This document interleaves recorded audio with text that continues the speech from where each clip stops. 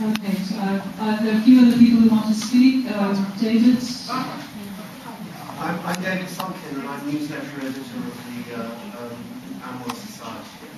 I'd just like to point out to the PCT that I don't believe it's the policy of the Heritage Lottery Fund to only invest in museums, and I'd like to give you some examples.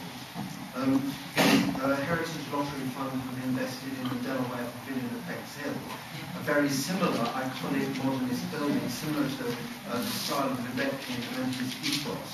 The Royal Opera House, which is not a museum, the Victoria Road Baths in Manchester, which the Heritage Lottery Fund stipulated in their application and in the programme of restoration on television that it should have a real use, i.e. the baths in the end will be reopened, and already the Turkish bath is in use.